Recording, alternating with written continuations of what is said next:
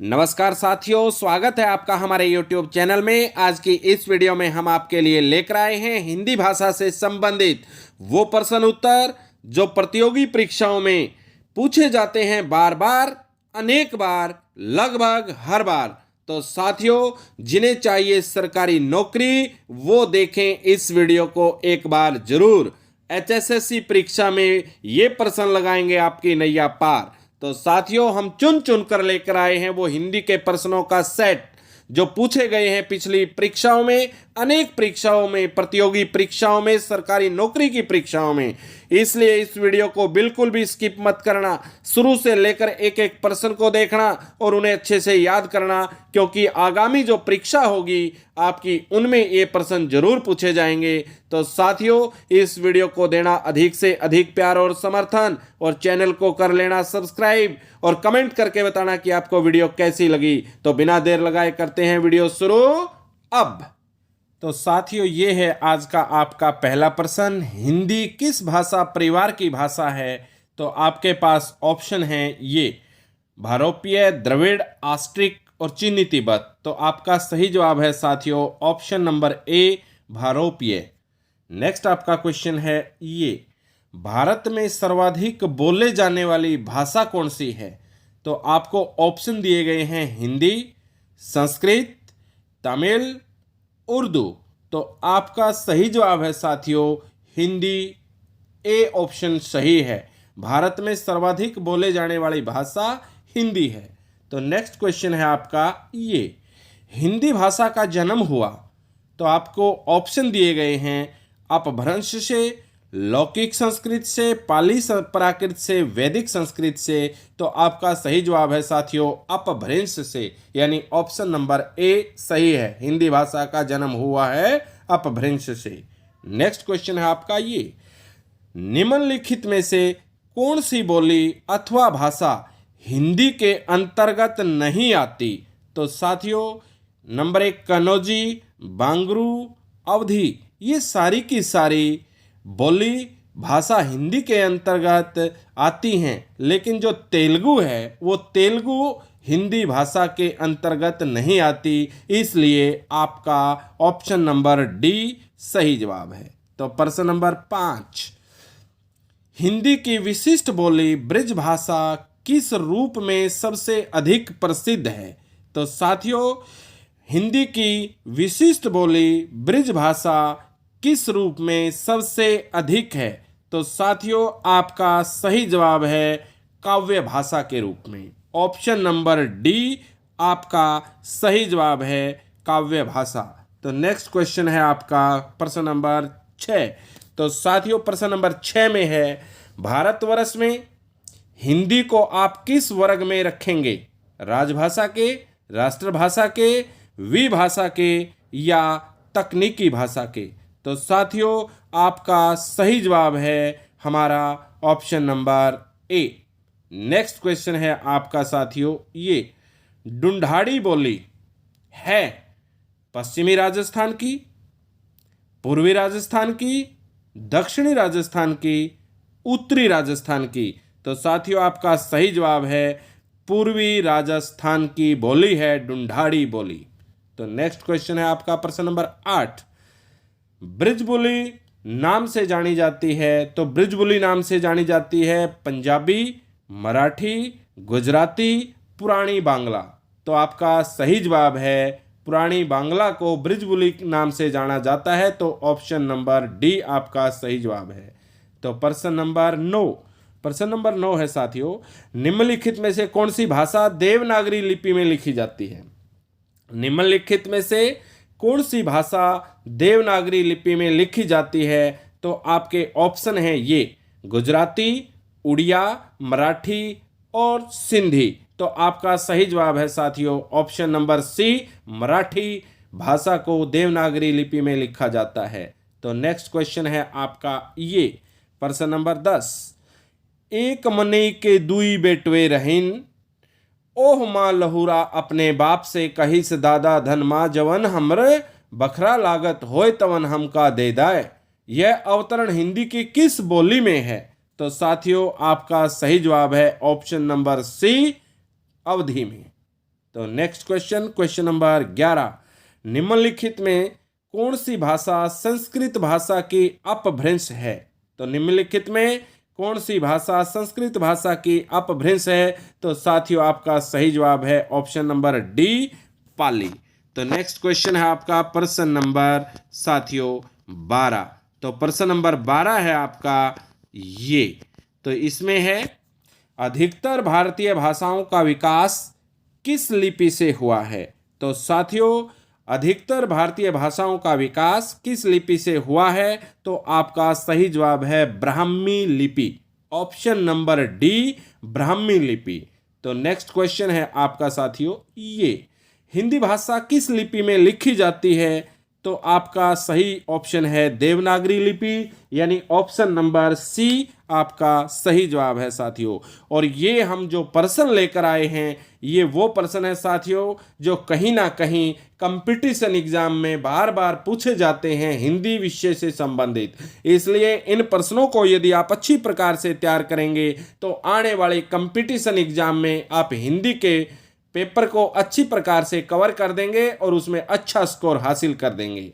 तो साथियों यदि आपको चैनल द्वारा दी गई ज्ञान और नॉलेज और जानकारी अच्छी लगती है तो चैनल को सब्सक्राइब करना बिल्कुल मत भूलना और वीडियो को शेयर अधिक से अधिक करना ताकि आपके साथ ही दूसरे साथियों का, सहपाठियों का भी हो सके कल्याण। और साथियों बेल आइकन वाली घंटी को भी दबा देना ताकि आपको मिले अगली वीडियो की नोटिफिकेशन सही समय पर सटीक विश्लेषण के साथ। और साथियों आपको वीडियो को लाइक जरूर करना है, कमेंट करके बताना है वीडियो कैसी लगी। तो क्वेश्चन नंबर 14 की ओर चलते हैं। अब वर्तमान हिंदी का प्रचलित रूप है। तो साथियों अवधी, ब्रिज भाषा, खड़ी बोली, देवनागरी। तो आपका ऑप्शन नंबर सी खड़ी बोली सही जवाब है। वर्तमान हिंदी का प्रचलित रूप खड़ी बोली है। तो प्रश्न नंबर 15, हिंदी भाषा की बोलियों के वर्गीकरण के आधार पर छत्तीसगढ़ी बोली है। हिंदी भाषा की बोलियों के वर्गीकरण के आधार पर छत्तीसगढ़ी बोली है। तो साथियों आपका सही जवाब है पूर्वी हिंदी, ऑप्शन नंबर ए आपका सही जवाब। प्रश्न नंबर 16, निम्नलिखित में कौन सी पश्चिमी हिंदी की बोली नहीं है? निम्नलिखित में से कौन सी पश्चिमी हिंदी की बोली नहीं है? तो साथियों बुंदेली, ब्रिज, कन्नौजी ये सभी पश्चिमी की बोली हैं, लेकिन बघेली ये पश्चिमी हिंदी की बोली नहीं है। तो इसलिए प्रश्न नंबर 16 का सही जवाब है ऑप्शन नंबर डी, बघेली, जो कि पश्चिमी हिंदी की बोली नहीं है। प्रश्न नंबर 17, तो साथियों भारतीय संविधान में किन अनुच्छेदों में राजभाषा संबंधी प्रावधानों का उल्लेख है? तो भारतीय संविधान में किन अनुच्छेदों में, यानी आपको वो अनुच्छेद बताने हैं जिनमें राजभाषा संबंधी प्रावधानों का उल्लेख है। तो साथियों आपका सही जवाब है 343 से लेकर 351 तक, 343 टू 351 ये आपके अनुच्छेद हैं जिनमें राजभाषा संबंधी प्रावधान दिए गए। प्रश्न नंबर 18 है, दक्षिण भारत हिंदी प्रचार सभा का मुख्यालय कहां पर स्थित है? तो आपका सही जवाब है साथियों option number C, Chennai. Next question है आपका ये, हिंदी भाषा के विकास का सही अनुक्रम कौन सा है? तो आपके हिंदी भाषा के विकास का सही अनुक्रम है पाली, उसके बाद प्राकृत, उसके बाद अपभ्रंश हिंदी। तो आपका ऑप्शन नंबर ए हिंदी भाषा के विकास का सही अनुक्रम है। तो साथियों प्रश्न नंबर 20, तो प्रश्न नंबर 20 है आपका ये, संविधान के अनुच्छेद 351 में किस विषय का वर्णन है? तो साथियों संविधान के अनुच्छेद 351 में हिंदी के विकास के लिए निर्देश दिए गए हैं। तो यानी ऑप्शन नंबर डी आपका सही जवाब है। तो प्रश्न नंबर 21, तो प्रश्न नंबर 21 है साथियों ये, ब्रिज भाषा है पूर्वी हिंदी, पश्चिमी हिंदी, बिहारी, पहाड़ी हिंदी। तो साथियों आपका सही जवाब है पश्चिमी हिंदी, ब्रिज भाषा पश्चिमी हिंदी है। तो ऑप्शन नंबर बी आपका सही जवाब है।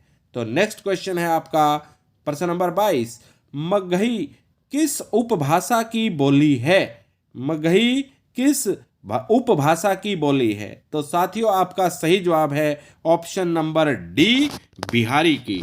तो अब हम चलते हैं प्रश्न नंबर 23 की ओर। तो प्रश्न नंबर 23 है आपका ये, हिंदी खड़ी बोली किस अपभ्रंश से विकसित हुई? हिंदी खड़ी बोली किस अपभ्रंश से विकसित हुई? तो आपका सही जवाब है साथियों शौरसेनी से, शौरसेनी, ऑप्शन नंबर सी। तो नेक्स्ट क्वेश्चन है आपका ये प्रश्न नंबर 24, भाषा के आधार पर भारतीय राज्यों की पुनः संरचना की गई थी। भाषा के आधार पर भारतीय राज्यों की पुनः संरचना की गई थी 1956 ईस्वी में। तो आपका ऑप्शन नंबर डी सही जवाब है। भाषा के आधार पर भारतीय राज्यों की पुनः संरचना की गई थी 1956 में। तो नेक्स्ट क्वेश्चन है साथियों आपका ये प्रश्न नंबर 25, भाषाई आधार पर सर्वप्रथम किस राज्य का गठन हुआ? बड़ा खास प्रश्न है, फेमस प्रश्न है। तो साथियों भाषाई आधार पर सर्वप्रथम किस राज्य का गठन हुआ? तो आपका सही जवाब है option number D, Andhra Pradesh. तो नेक्स्ट क्वेश्चन है आपका ये, बघेली बोली का संबंध किस उपभाषा से है? बघेली बोली का संबंध किस उपभाषा से है? तो आपका सही जवाब है साथियों पूर्वी हिंदी, ऑप्शन नंबर बी आपका सही जवाब। तो नेक्स्ट क्वेश्चन आपका ये, तो साथियों किस तिथि को हिंदी को राजभाषा बनाने का निर्णय लिया गया? तो ये है 14 सितंबर 1949। तो साथियों ये वो तिथि है जिस तिथि में हिंदी को राजभाषा बनाने का निर्णय लिया गया। तो 14 सितंबर 1949। तो साथियों यह हिंदी दिवस कब मनाया जाता है? तो उसका जवाब भी इसी प्रश्न के उत्तर में है। तो 14 सितंबर उसका सही जवाब है। तो ये दोनों ही प्रश्न बार बार परीक्षाओं में पूछे जाते हैं, इसलिए इन प्रश्नों को अच्छे से आपको तैयार करना है।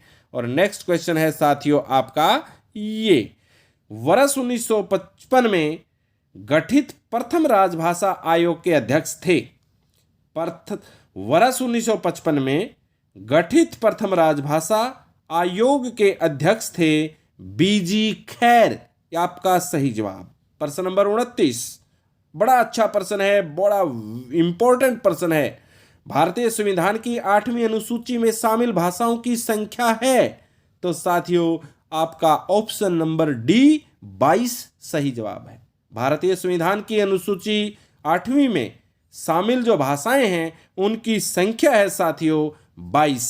तो अब हम चलते हैं प्रश्न नंबर 30 की ओर। तो प्रश्न नंबर 30 है साथियों आपका ये, तो प्रश्न नंबर 30 में है, हिंदी की आदि जननी है। तो हिंदी की आदि जननी किसे कहा गया है? तो साथियों संस्कृत इसका सही जवाब है, ऑप्शन नंबर ए।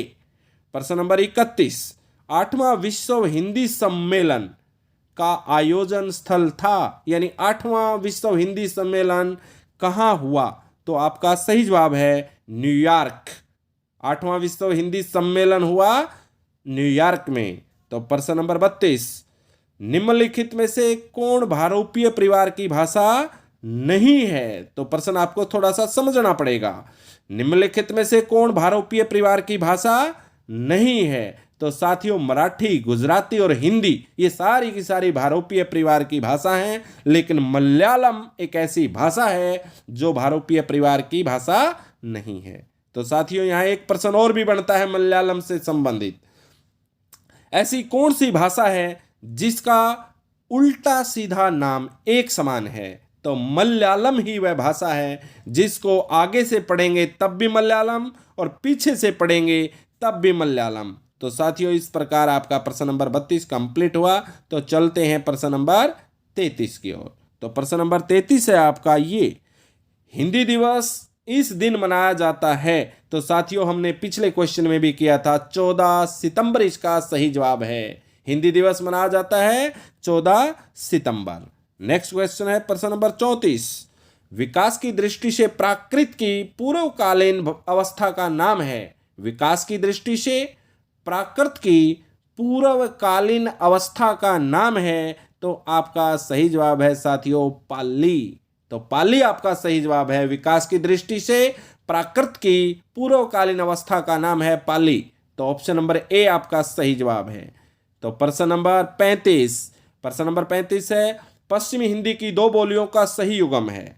पश्चिमी हिंदी की दो बोलियों का सही युग्म है। तो आपका सही जवाब है खड़ी बोली और बुंदेली। खड़ी बोली और बुंदेली पश्चिमी हिंदी की दो सही बोलियां हैं। तो दो बोलियां हैं पश्चिमी हिंदी की, खड़ी बोली और बुंदेली, इसलिए आपका ये युग्म सही है। तो प्रश्न नंबर साथियों आपका 36। तो प्रश्न नंबर 36 आपका ये, अरध मगधी अपभ्रंश से विकसित बोली है। अरध मगधी अपभ्रंश से विकसित बोली कौन सी है? तो आपका सही जवाब है बघेली। ऑप्शन नंबर बी आपका सही जवाब। प्रश्न नंबर 37, देवनागरी लिपि का सही क्रम बताइए। तो साथियों देवनागरी लिपि पहले ब्राह्मी लिपि, गुप्त लिपि, नागरी लिपि, देवनागरी लिपि। तो ब्राह्मी लिपि, गुप्त लिपि, नागरी लिपि और फिर देवनागरी लिपि, ये देवनागरी लिपि का विकास का सही क्रम है। तो साथियों इस प्रकार आज हमने 37 हिंदी से संबंधित वो प्रश्न किए हैं जो बार बार कंपटीशन एग्जाम में पूछे जाते हैं, और इन प्रश्नों को यदि आप अच्छे से तैयार करेंगे, बार बार इस वीडियो को सुन करके इन्हें सभी को कंठस्थ करेंगे, तो आने वाली प्रतियोगी परीक्षाओं में आपको हिंदी के प्रश्नों को हल करने में काफ़ी मदद मिलेगी, क्योंकि यही प्रश्न बार बार पूछे जाते हैं। तो साथियों इस वीडियो को देना अधिक से अधिक प्यार और समर्थन, और कमेंट करके बताना कि आपको वीडियो कैसी लगी, और जल्द ही हम आपके लिए अगली वीडियो हिंदी से संबंधित भी लेकर आएंगे, हिंदी की तैयारी भी करवाएंगे, और आपको आपकी नैया पार लगवा कर ही रहेंगे। आपको आने वाली परीक्षाओं में अव्वल दर्जे से पास करवा कर ही रहेंगे। तो चैनल से बने रहें। तो साथियों आज की इस वीडियो में इतना ही। धन्यवाद। जय हिंद। वंदे मातरम।